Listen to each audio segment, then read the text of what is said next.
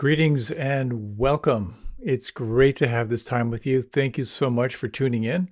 My name is Jonathan Foust, and I'll be guiding this next meditation and Dharma talk. Thanks for making the time. Along with the thank yous, a quick thank you to our mindful movement teacher before this class, and a thank you to Ray Manioki and Tara Cassidy for leading the mindful dialogue after this class. If you'd like to tune into the whole Monday night flow, at 6:30, you can join Mindful Movement till about 7:20. This is all East Coast time. And then the talk goes till about 8:45. And then at about 8:50, you can join the Mindful Dialogue, an opportunity to share about your practice, any impressions from the talk, and mostly to connect with some like-minded people. If you'd like to know more about how you can get those Zoom links, you can go to my Facebook page or go to my website and you'll be able to tune in there. I would like to thank Glenn Harrison and Leo Gimo for producing this event. And a thank you to the Insight Meditation Community of Washington for sponsoring, and as well to the Unitarian Universalist Church of Arlington for hosting us when we meet live and in person, which seems oh so long ago. If you would like to stay in touch, you can sign up for my mailing list, which has kind of a weekly announcement and summary of this class, as well as a monthly newsletter where I send out kind of a summary of the talks, resources, photos, and stuff like that. And as always, just to let you know, this is all offered in the spirit of dana, or generosity. That is to say, it's all set forward so no one is denied access to these practices and these teachings. I don't receive any compensation other than through your support. So thank you. If you feel inspired to make a donation, you can do so through my website. Also, to let you know that if you are interested in the IMCW Spring Retreat, you can still sign up for the lottery. And go through the Insight Meditation Community of Washington website, imcw.org. I think that covers all the announcements before we launch in. And our exploration for tonight is on letting go of what isn't required, or renunciation. And we'll do a little reflection on that as we kind of move through this practice. As complex as life can get, when we explore in meditation, it's about this innocence of arriving in the here and now. I like to think of it sometimes as this practice of receiving the sensations as they're happening. And what that requires is a deep softening, a deep relaxation, a deep attunement to feeling. And at the same time, kind of suspending the judging, comparing mind and allowing yourself to really enter into this mystery of this moment. So, as you're ready, you can close your eyes, and with your eyes closed, you might take a little time here just to find your seat. And first of all, helpful not to be disturbed. So if you need to close the door, put your cell phone on stun, that could be a good idea. But we might look at posture here. So if you just allow your body to sway a little bit from the right to the left, and just notice the plumb line where the kind of alignment center is for you. Then let your torso move a little bit forward and back. Now there are a few things that can help you in your posture, and feel free to ignore me if they're not helpful for you. But one is to get a little bit of a forward tilt of your pelvis. If you have a cushion or a blanket and you're sitting in a chair, you can kind of like jam it down low. That'll be helpful. The other is, and this is subtle, but it's really helpful, bring your attention to the occipital ridge, right to the base of the skull. And imagine now just kind of a sense of relaxation kind of flowing right through the base of the skull, radiating up into the back of the head, and radiating down the neck. And can you imagine this very subtle invitation to lengthen through the back of the neck?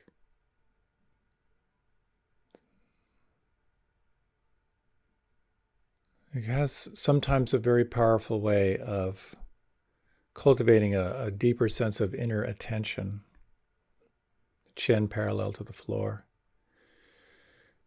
And take some time just to sense, what does it mean to simply be and feel right now? Feel the sense doors.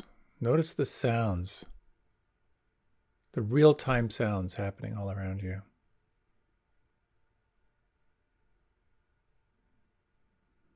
Exploring the sense of touch externally, the texture of the air against your skin right now.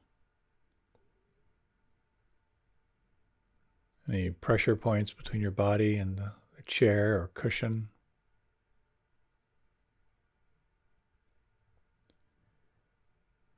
And internally, just sensing can you locate any unpleasant sensations inside?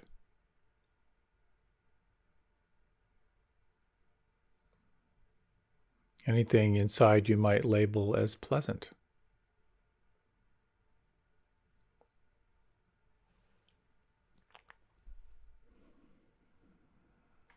You might take a moment and open your attention to the sense door of smell, of taste.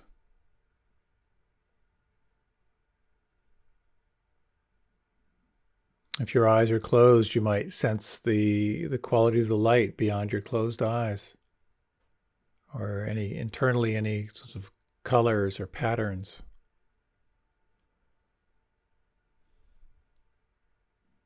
You might just acknowledge now that the mind, the brain, as this incredible computing device that's taking in all of this information through the senses.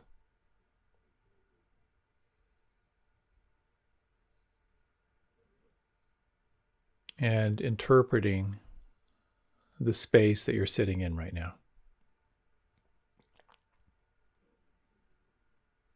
And you might sense in your own way, is there anything that is aware of this process?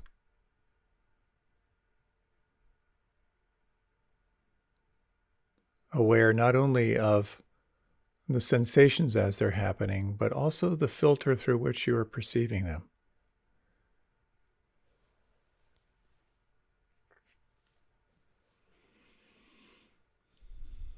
And you might now begin to slow down and deepen your breath just for a few rounds, breathing in to the count of 4 or 5. Exhaling to the count of 4 or 5. And as you both relax and concentrate the mind on the breath, you may notice how this will begin to cultivate a sense of inner awareness and inner absorption.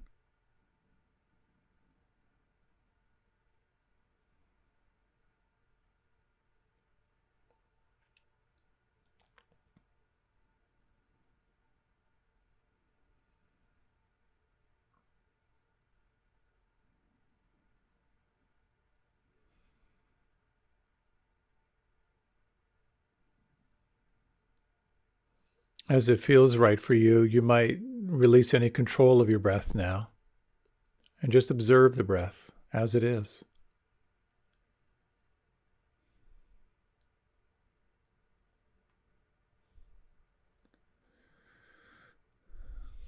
And as I mentioned, a body part, let your attention move to that part of the body, just to sense if you could soften and feel the crown of the head,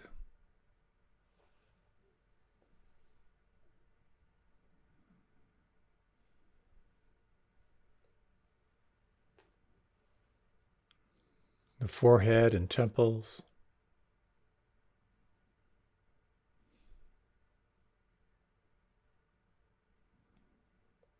the muscles of the face,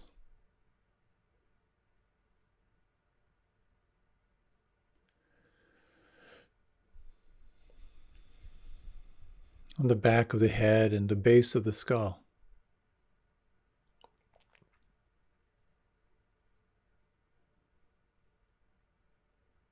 And sensing inside the head, the space of the sinus cavities.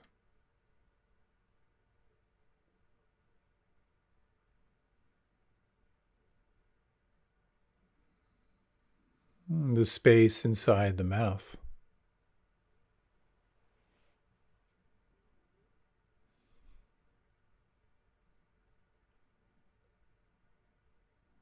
And sensing the space between your forehead and the back of your head.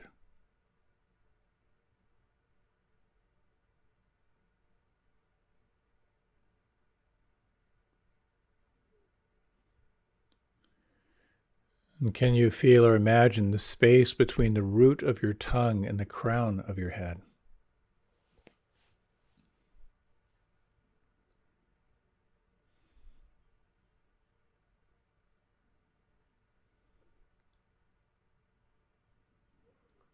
As you relax your tongue, can you sense the volume and the weight of your tongue?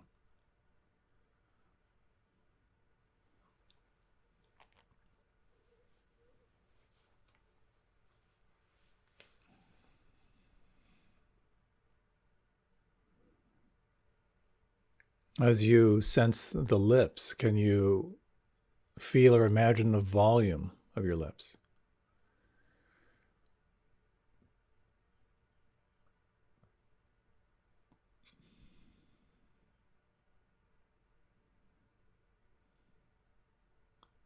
Can you feel the weight of your arms? Your arms perhaps like heavy drapes hanging from the shoulders. Sensing from the inside, the elbows, the wrists.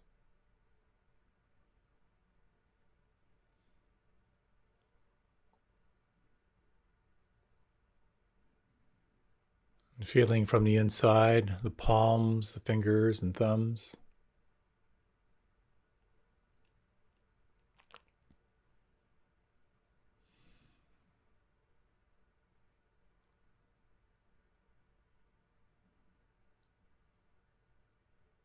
The lower back and the buttocks.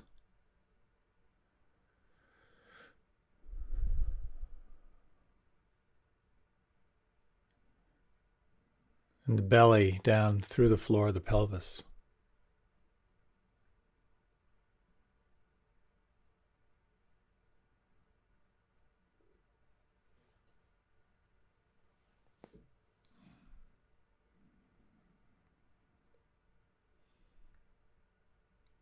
And feeling now the length and the volume of your legs.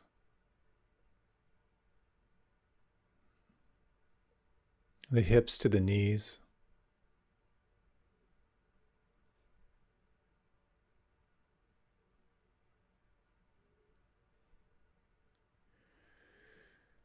And the knees down through the ankles.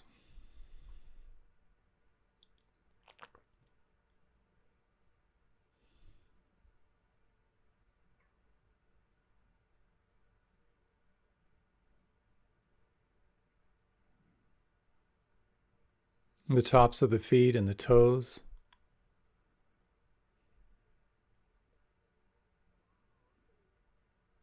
And sensing from the inside the soles, the feet, and the heels.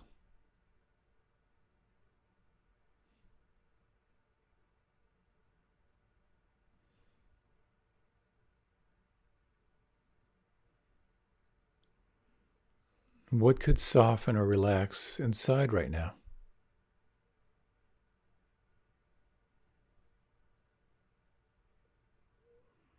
And you might sense if you bring your attention to an anchor, such as the movement of the breath, or to the palms of the hands, or to the sounds around you, can you just sense how the more you soften, the more you can feel, and the more you can explore the sense of receiving the moment directly at this point of contact with your anchor.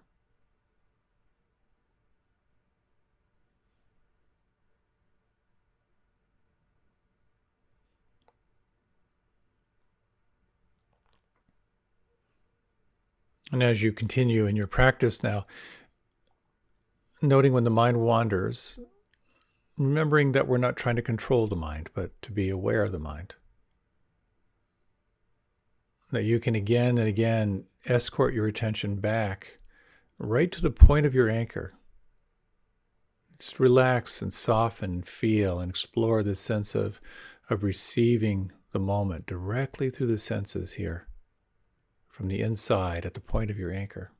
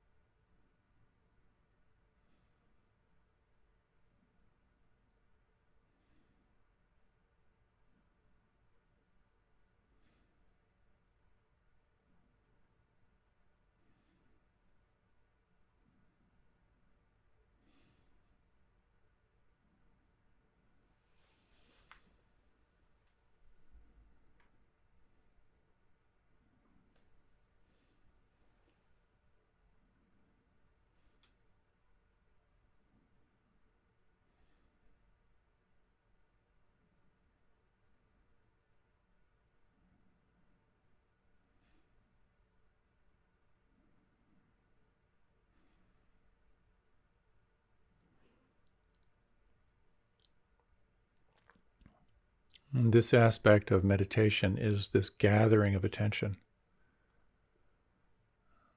When you notice the mind far away, take your time to re-arrive. Sense what could soften inside. And bring your attention to this point of contact, breath or sound or feeling, and soften. Is it possible to sense this receiving of the moment right here at the point of your anchor or point of concentration?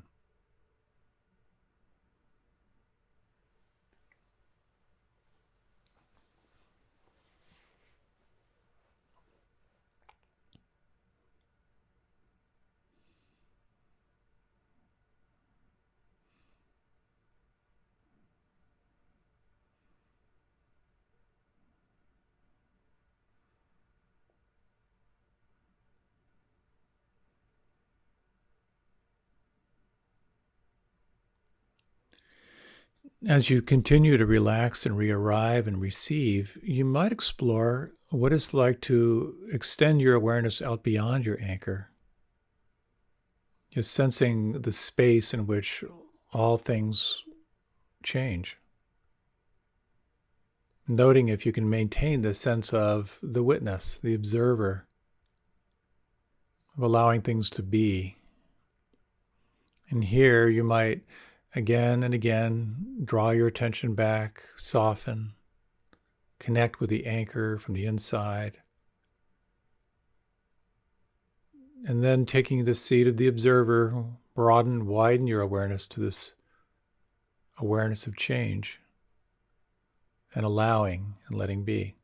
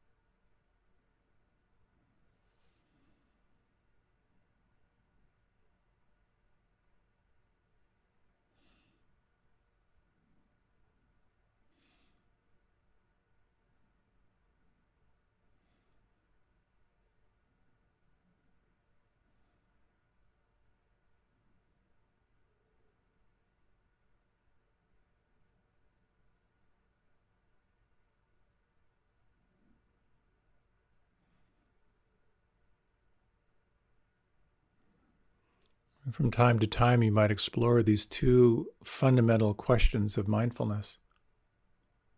The first question: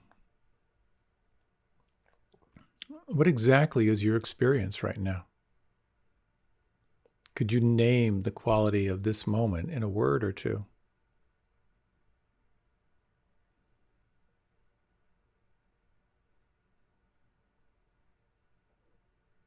The second question: can you let this be? Other questions: is there a sense of how this moment wants you to be with it?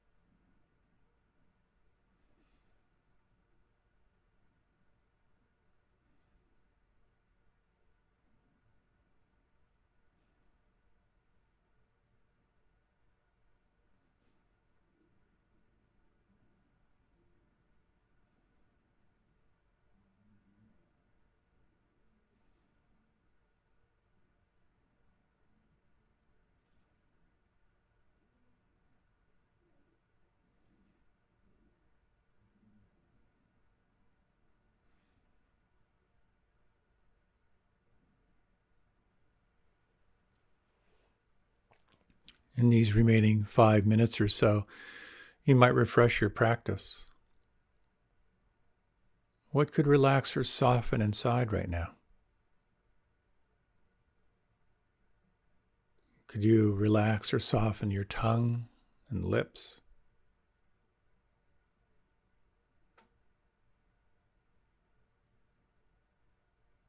The lower back, the buttocks, and the belly?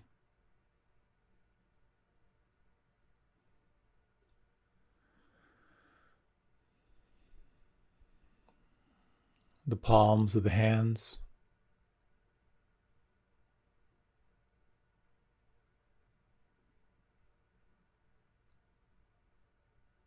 The soles of the feet and the heels?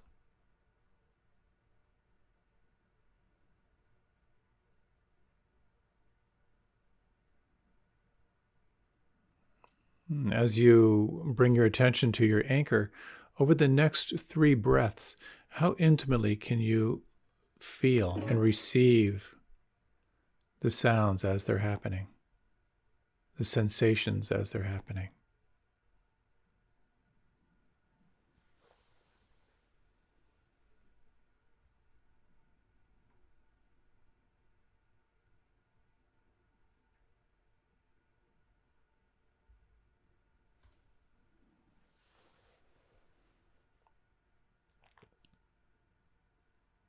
Can you sense this quality of the observer, awake to what is changing,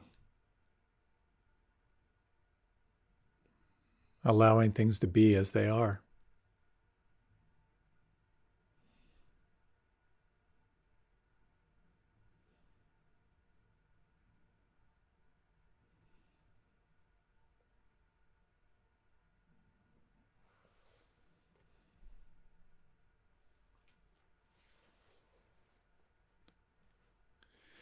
And you might explore, if you like, moving from the practice of gathering and concentration and arriving, and moving from this practice of being the monitor of change to explore a quality of being, a quality of resting in presence. You might let your anchor fall away, allow the focus to drop away. Exploring this sense of deep, deep relaxation, and at the same time, a spacious alertness.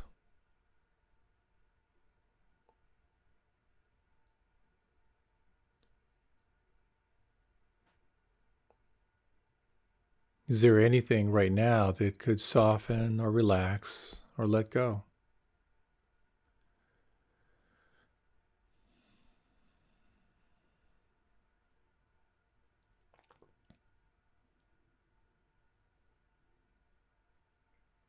Is there anything that could soften or relax or let go even more than that?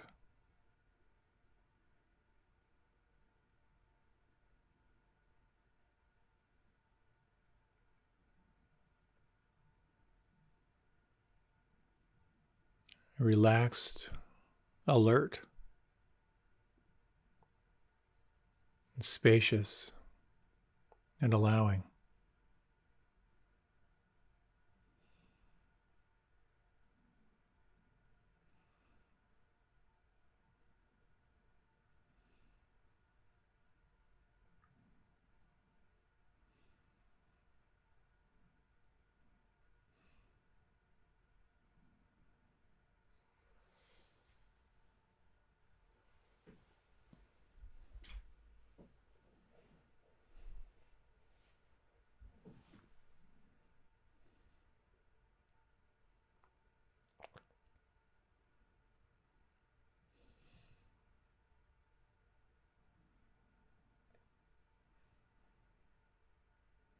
And with this sense of spacious, allowing, deep relaxation, you might again slowly deepen the breath. Let the breath be smooth and full.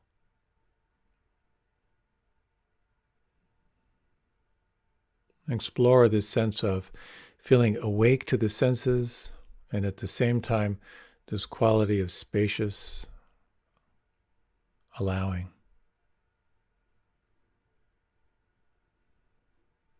Relaxed and alert.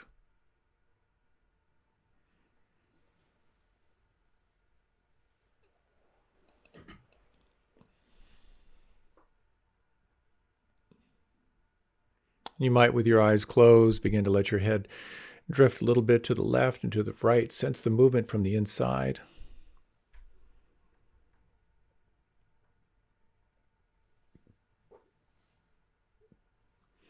And as part of your meditation, let yourself begin to move and stretch in any way that feels most alive and present and natural for you.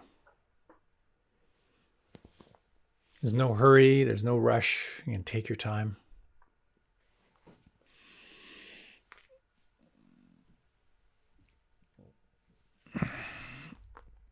You might like to reach your arms up overhead, reach up to the left side, the right side. Let out any sounds.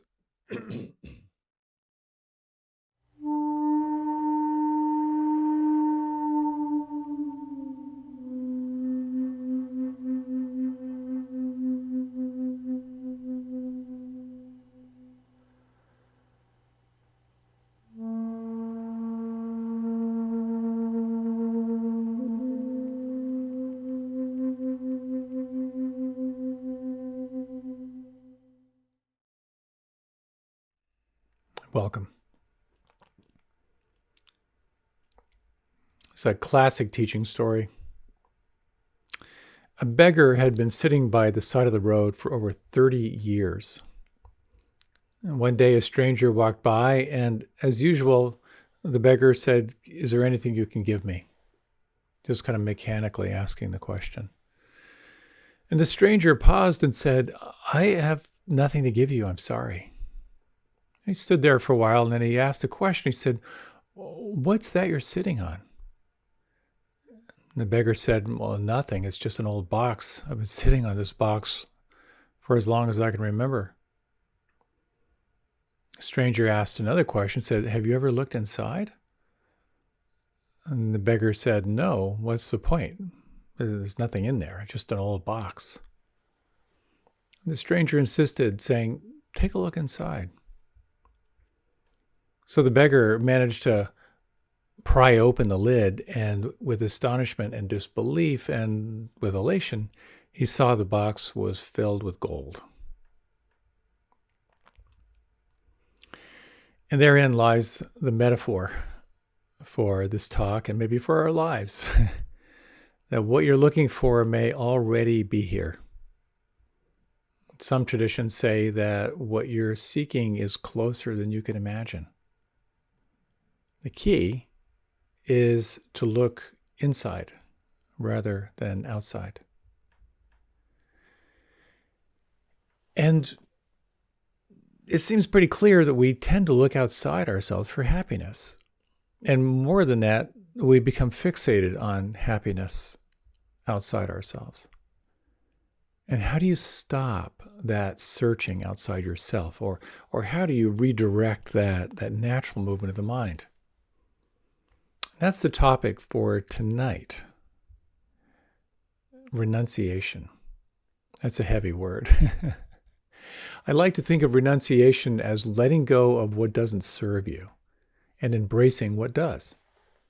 And in one way, you can see it as letting go of external focus and opening to internal focus. As one great teacher said, all you seek is found within.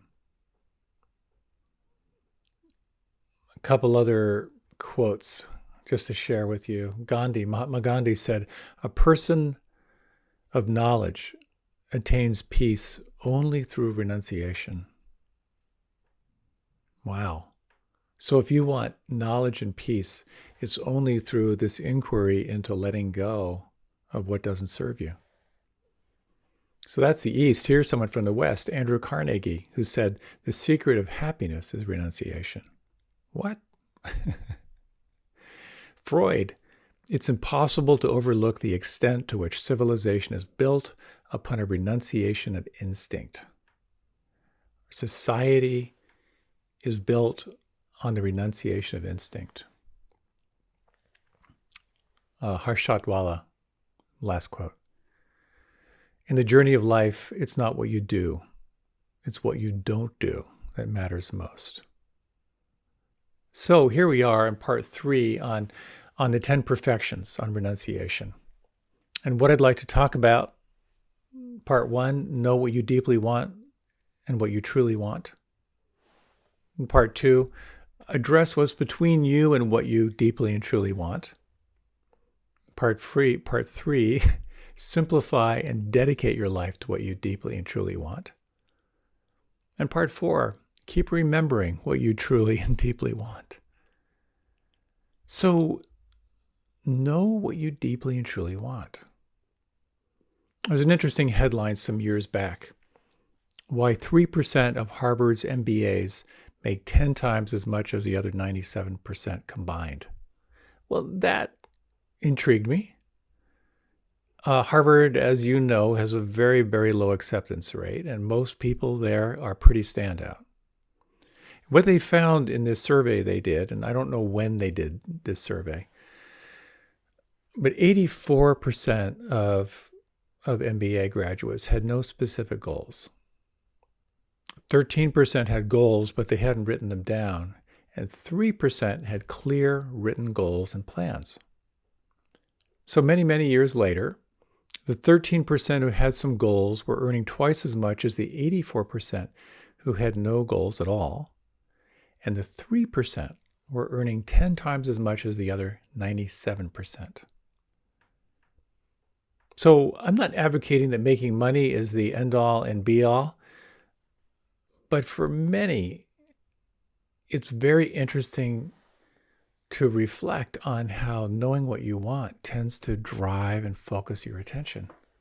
It's one way you can sort of measure progress is when you know where you're actually headed. And so it's just important to acknowledge that this is a fundamental part of life and a very fundamental part of spiritual practice as well. What do you really, really want? It's important to ask that. And if you were to just to reflect now, a little Zen Pop Quiz, if you can close your eyes, you can take 3 slow, deep breaths. If you were to write down your top 3 callings in life right now, what would they be? Your top 3 callings in life.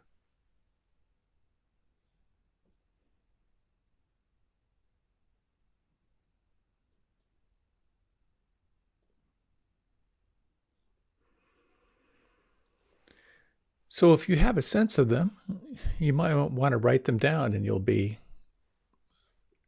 according to that Harvard study, more effective than people who don't. I always like to mention this about the 10 perfections because it's a really confusing title.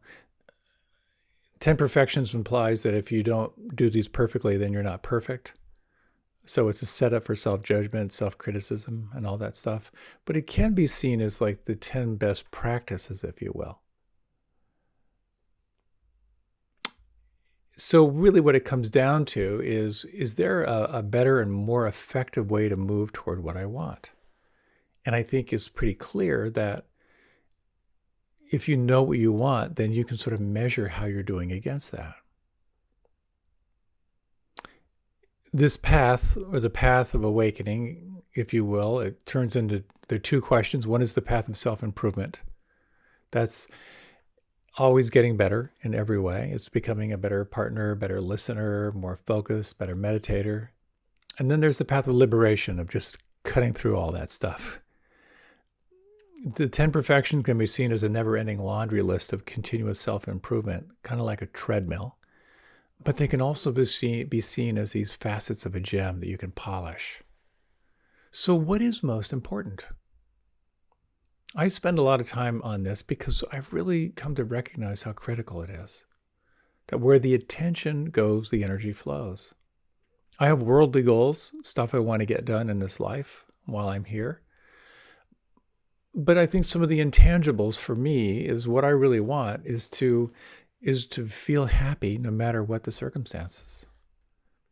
I want to feel like I'm a contribution to do what I love and maybe to offer some benefit, to kind of be awake to reality. Those are lofty goals. And I fail miserably over and over and over. But that's part of the practice. Is when you focus on what you want, you automatically start to encounter challenges and difficulties. And part of the practice, from what I understand, is remembering what you want and then looking at how you can skillfully move toward that.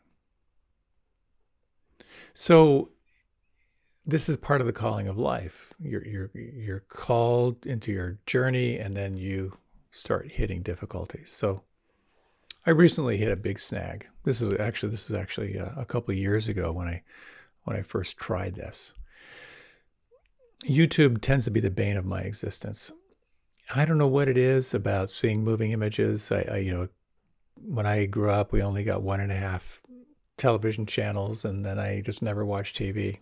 So when I see moving images, it just captures my attention. So there's this thing called YouTube Red, if you're not familiar with it. And basically they say, are you tired of those distracting ads? Well, here's a free trial. And all those annoying YouTube ads just disappear. And so I thought, I'll give it a shot. Technology is so interesting. It can be such a force for good, and then not so good. But the internet has amazing ways to share information, to help communities form, to share information. The other day, something was broken in the ice maker in my fridge, and on YouTube, there was someone showing me how to fix it. So anything you need to figure out mechanically, YouTube is awesome. So I signed up for this month-long trial, and guess what? I started watching a lot more YouTube. I mean, really dumb YouTube, like time-killing, brain-numbing YouTube. And I could feel the addiction setting in. How I would just get lost into these romps through looking at the historical accuracy of a movie, looking at I watched a review of a camera that I already own, comparing camera bags. I don't need a camera bag. And I realized to myself, eventually, I got to get out of this. I got to dump this service. It's appalling at how much time that I got lost in. And so it becomes a very interesting element when you think about what you want and then what gets in the way of what you want. How much time during the day are you spending on things that are not related to what you most want? How many hours and days slip by?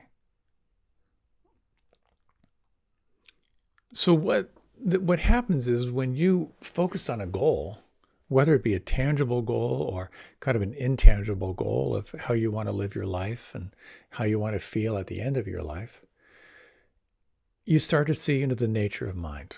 You start to see that one part of your mind is scanning for danger to keep you alive, and another part of your mind is scanning for pleasure. And there's so much candy out there in the world right now. And if you've looked closely at the science of how you get hooked in through social media, it's kind of terrifying. Because perhaps like me, you have a sense of how addictive it becomes, how these algorithms find out what you like and start feeding you more of what you like to keep your eyeballs on the screen. I'm so grateful I'm of the generation before video games. Otherwise, I think I would have lost this incarnation. So it becomes a question of really reflecting on what gets in the way of you focusing on what's near and dear to you. And if we don't pay attention, our attention gets fractured into 1,000 different places.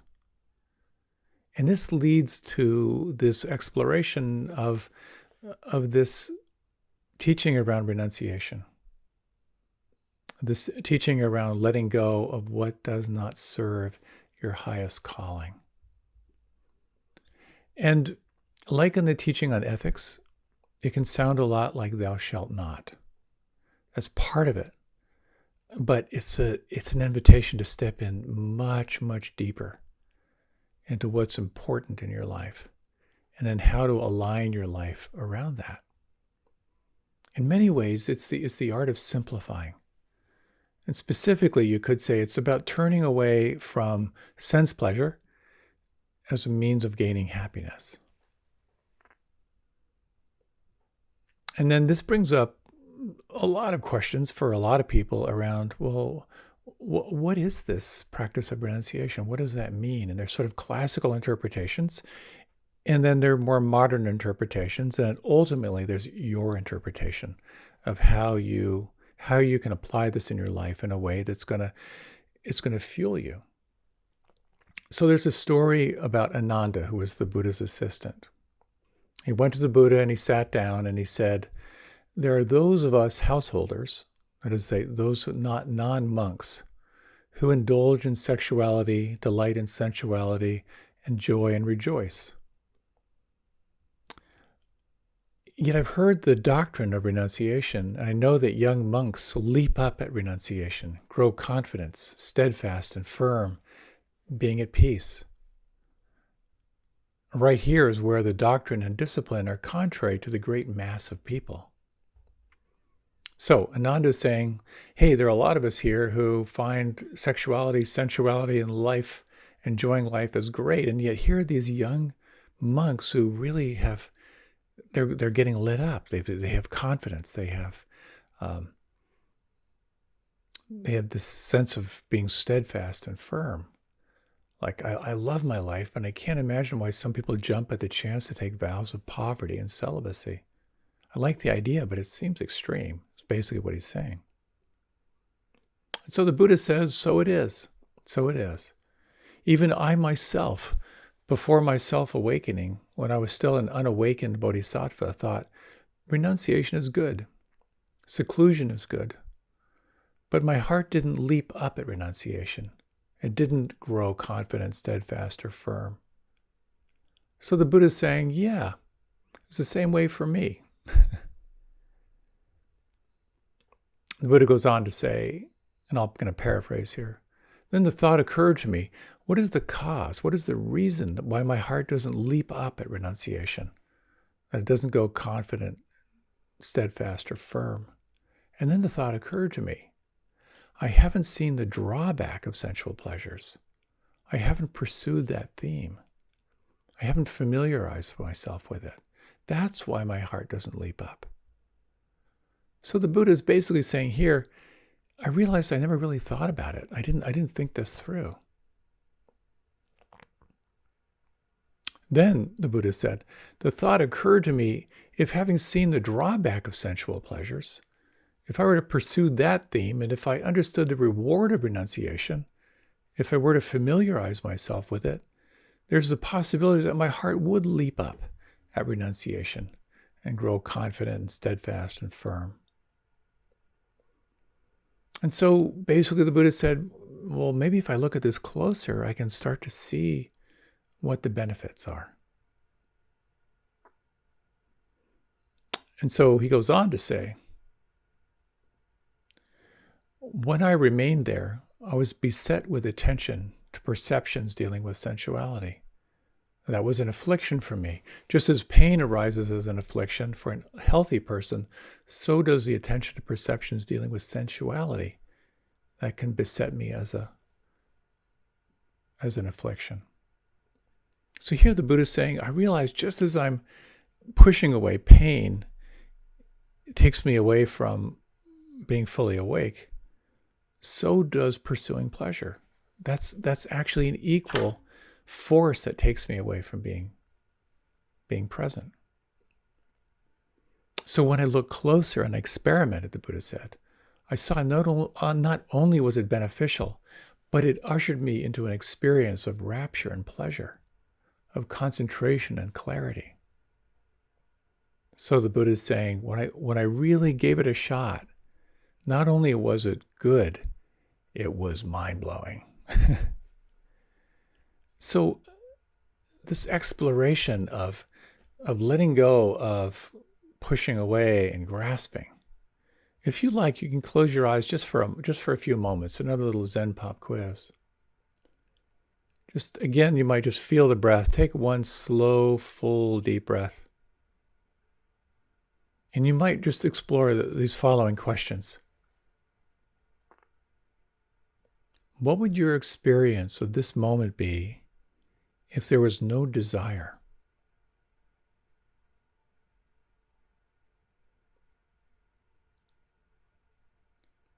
In the absence of any pushing away or any grasping, what is the quality of this moment?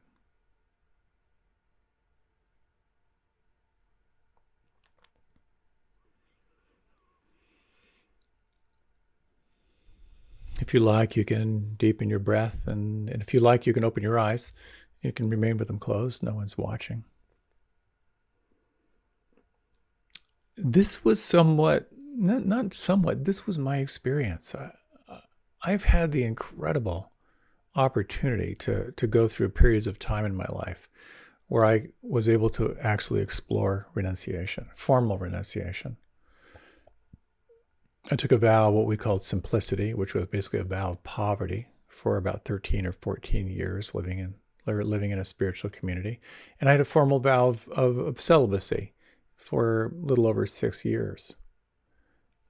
I've shared about this before, but I think probably the poverty vow was easier for me. I was in my 20s and 30s, but the celibacy vow in my 20s and 30s,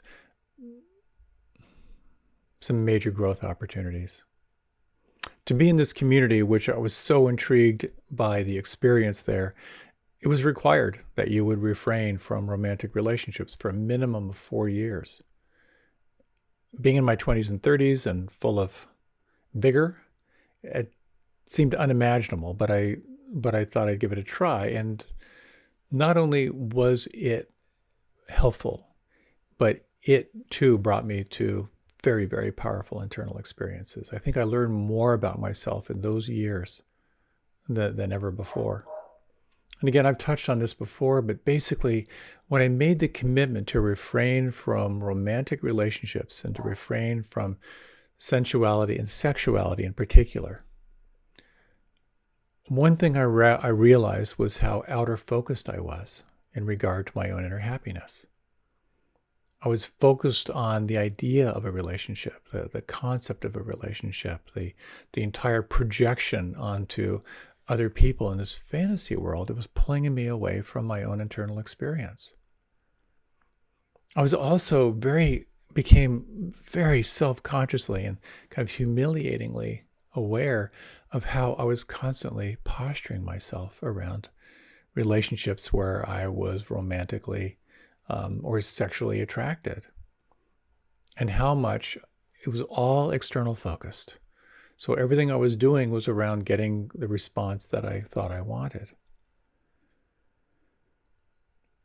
When I made this firm commitment to not crossing the line into physical intimacy, something incredibly paradoxical arose. I had more intimacy. Relationships I would have pursued but not had the emotional maturity to maintain became very, very deep friendships. And paradoxically, more intimacy than ever in my life. And at the same time, all that outer energy, because I was practicing pretty deeply, suddenly began to fuel my internal practice, my internal world. We have so many life energy units available to us.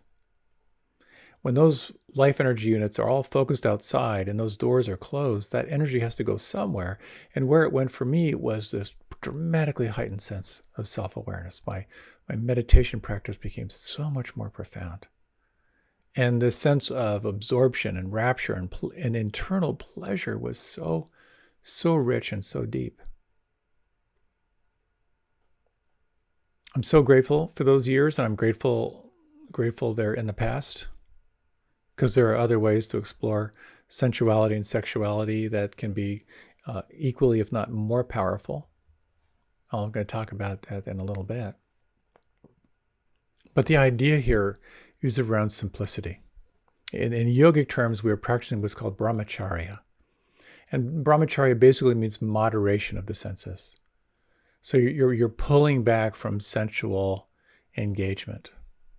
And so for many, many years, I lived in what was literally a monk's cell for, I think, about 12 years. I've had different times of living in a very, very small space with my favorite 4 pair of pants, my favorite 4 shirts, a few favorite books. And there's something about embracing the simplicity that can be so profound. So profound to be surrounded by a few things that you really appreciate. Now, there are lots of interpretations around renunciation. We have sort of like the orthodox hardcore, then we have sort of the reformed, adapted to your life.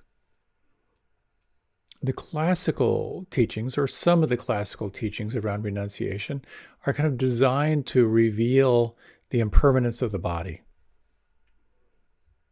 In different, in different traditions, there are meditations on a rotting corpse. There are meditations you do kind of open-eyed on a body being cremated. There are meditations you can do meditating on the components of the body, imagining these buckets of different body parts of skin in this bucket, and hair in this bucket, and bile in this bucket, and other fluids in this bucket, and fat in this bucket. What it can do is it can sort of break down the fascination of the body as something attractive and underscore the impermanence of the body. Some would say it's designed to kind of revile the body, but my sense is that I think that the higher sense of it is that these practices are designed to reveal the fact of impermanence rather than just disgust, although that's certainly part of it. So when you break these teachings down, it kind of comes down to number one, the fact of stress and suffering in life. That all life experiences carry with them some seed of desire, which sets the whole chain of stress and suffering in motion. The second here, that there's a cause, there's a source of that stress and suffering. And the understanding that you cannot eliminate suffering by satisfying cravings, because the sensory pleasures just create more pleasures and more suffering. And so this whole concept of renunciation is about reversing that chain. I'm not happy, let me satisfy the senses. Oh, I feel better. More senses, more senses. So a lot of these teachings point to avoiding sensory contact or seeing its nature of impermanence. So for me in my 20s and 30s, just refraining from romantic relationships. Here's the wall. I needed that. I needed something dramatic to sort of give me that feedback. But I think it's more than that. Chogyam Trungchen Rinpoche said, it's not just a matter of giving up attachment to this life's rewards, but of losing our taste and affinity for the whole of worldly existence. That's why it's necessary to contemplate and meditate upon the faults of conditioned existence. Consider a person who has a sickness that causes vomiting. As soon as he sees something revolting, he will immediately retch uncontrollably. This is how you should feel toward conditioned existence, a sense of revulsion rather than attraction. That's a pretty powerful point of view. Think of conditioned existence as something that makes you retch uncontrollably. So there are those who say, don't go there. Just don't go into the senses, because it's a doorway into a never-ending spin of ongoing stress and suffering.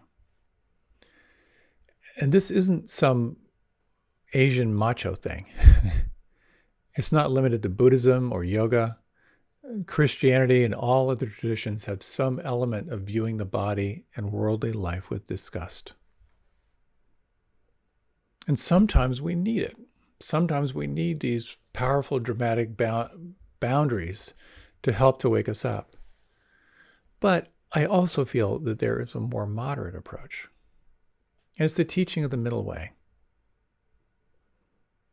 One of the sutras here says, two extremes should not be practiced. Number one, indulgence of sense pleasure, which is low, coarse, the way of ordinary people, unworthy and unprofitable. So that's number one. Indulging in sense pleasures, not a lot of payoff down that road. The other extreme to avoid, self-mortification, which is painful, unworthy, and unprofitable. So neither denying the senses or indulging the senses is going to be supportive.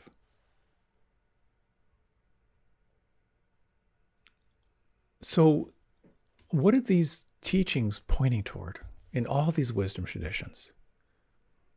In many ways, they're about pointing toward seeing into the nature of impermanence, the reality of impermanence. Knowing that everything that you can see and touch and taste and smell is going to disappear, including you, points toward how you might navigate this worldly life. Is it about denial of the body? Or is there a more balanced approach? And here we have this pointing toward the middle way, this very, very delicate state where you're not grasping, you're not pushing away, but you're opening into being. And rather than the approaches of pushing away, of denial of the body, and here this points towards some of the amazing practices that are about being in the world and being awake to the body. The practice of Tantra, for example, where, and again, this is an oversimplification, but as someone said, I think it was Georg Feuerstein, said there are two forms of Tantra. There's California Tantra, and then Tantra. We tend to think of Tantra as the ritual sacred sex when it's so much more. Tantra really points toward the kind of the interplay of form and space. It points toward embracing the fact of impermanence and engaging into the world, into life. It's jet fuel. The tantric sexual practices are incredible because you're actually fully lighting up all of the senses, opening up energetically, and at the same time acknowledging and embracing impermanence and emptiness.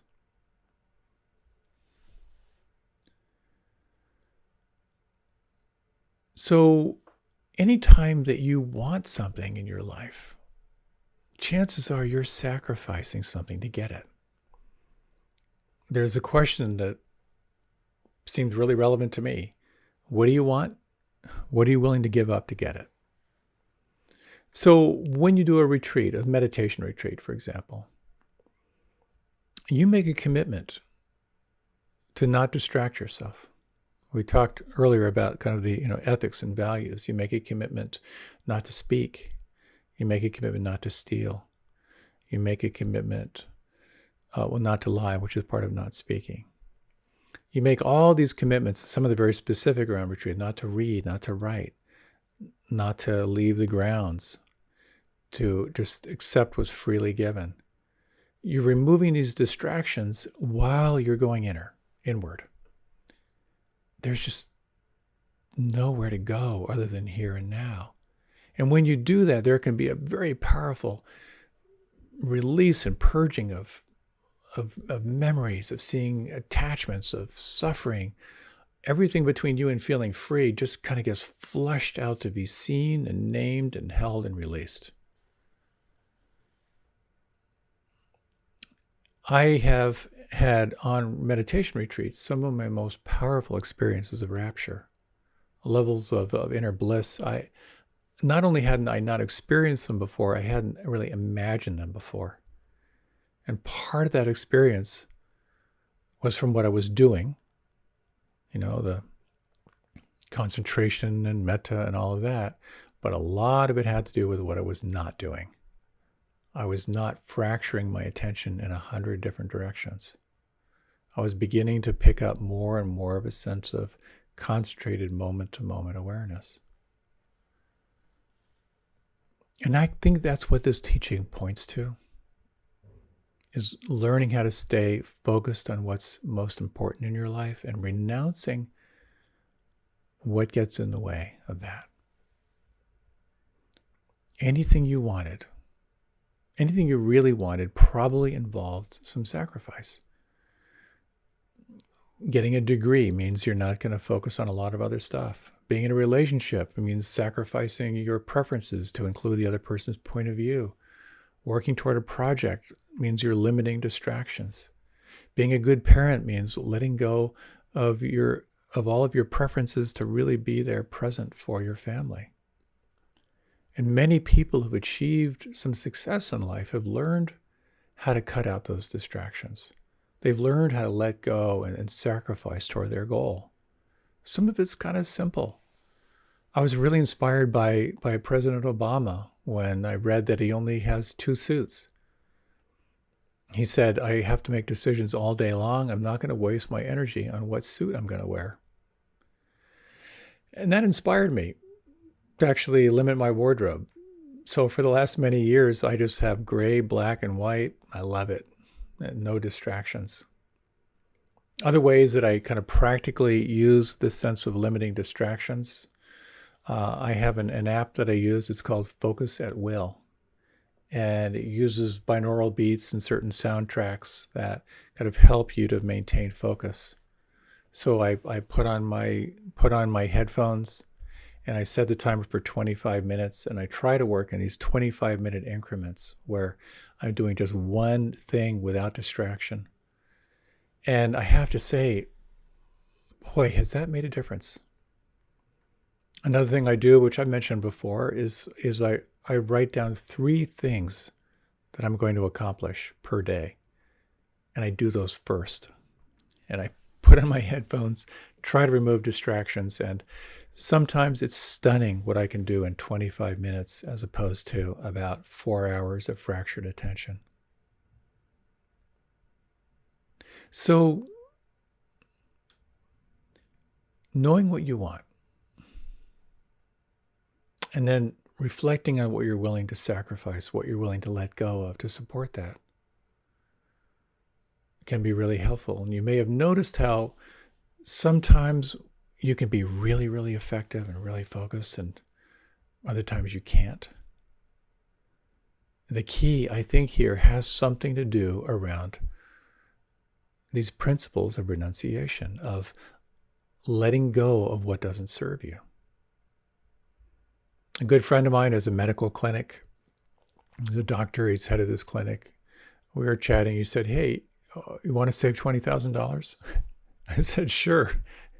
He said, "I've spent about $20,000 on being an entrepreneur, going to all these workshops and trainings." He said, "Let me save you the money. Here's the bottom line. Figure out what you do best and don't do anything else." There's a lot of power in that. And the key is to not do what is not part of your mission and your goals. It requires some kind of brutal self-honesty, I think. In that same way, when you're meditating, you're turning your attention inward. The idea is you're cultivating present moment, non-judging awareness. And when you do that, when thoughts arise, you push them away. You become more aware of the weather systems of the mind, of how wanting and desire occludes present moment, non-judging awareness. How judging, blame, worry, sleepiness, doubt, all these different states become much, much more part of your experience in meditation and life. You begin to recognize what's between you and where you are directing your attention.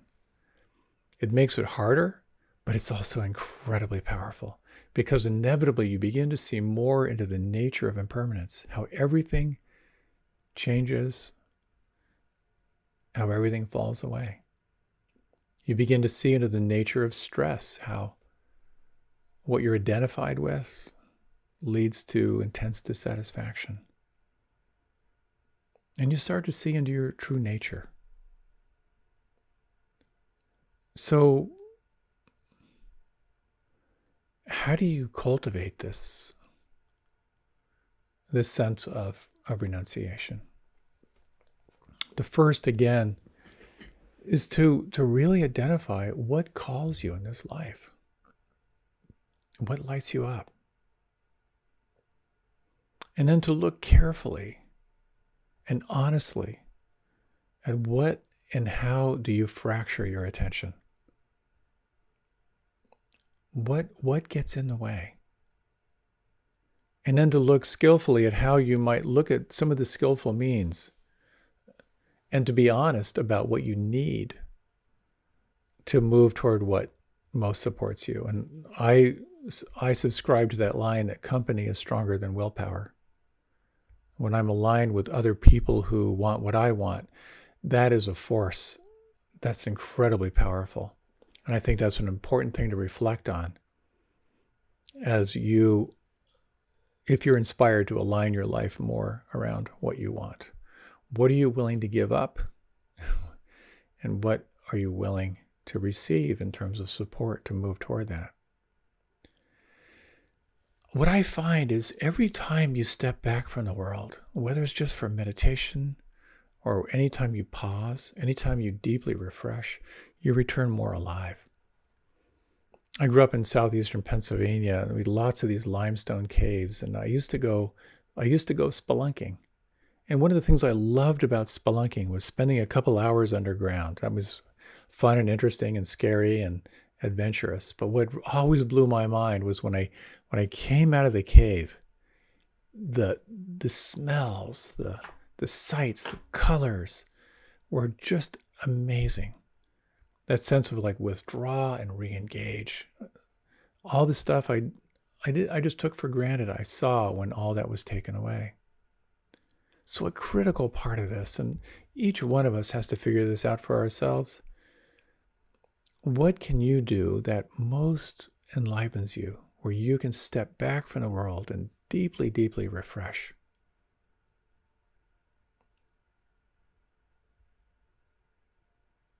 So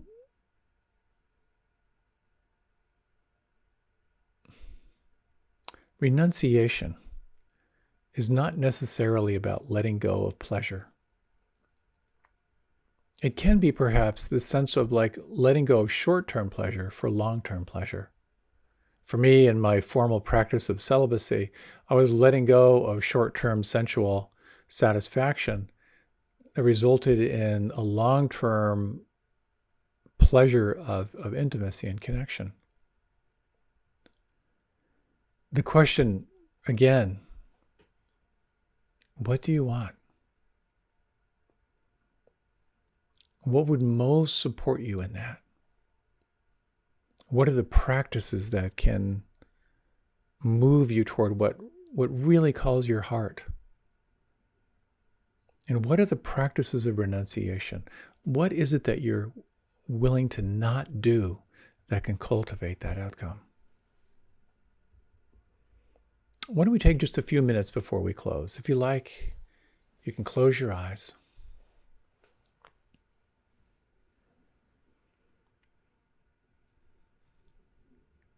And as you close your eyes, you might slow down and deepen your breath.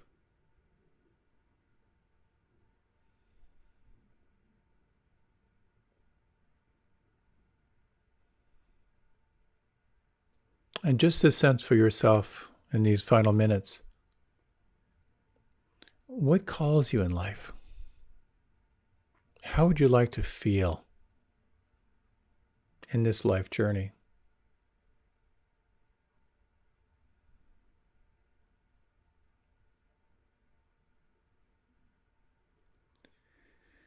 And is there a sense of the practices, the actions, the behaviors that would support you in moving toward that?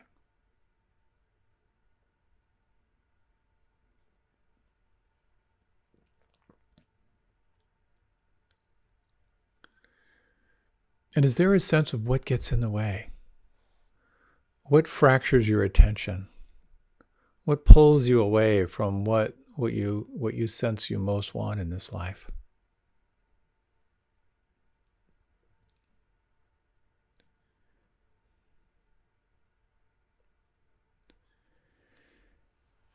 And if you were in some way to refrain from that which does not serve you, what would that feel like? What would that be like?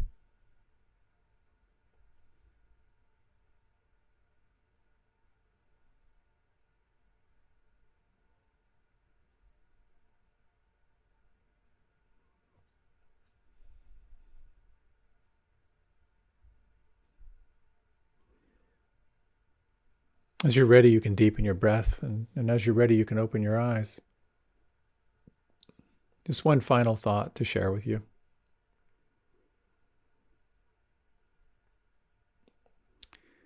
When you know what most calls you, and when you say no to something that takes you away, it's so helpful to remember you're saying yes to something else.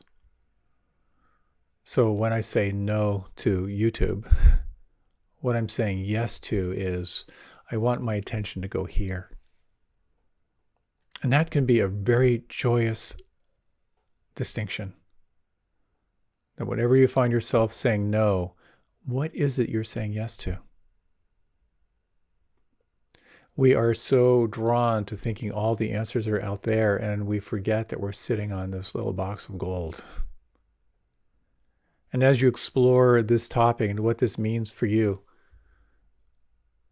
how no might mean yes for you, I so wish you well as you navigate your way through this part of your journey.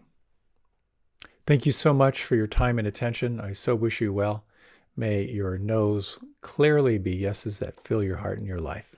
Take good care.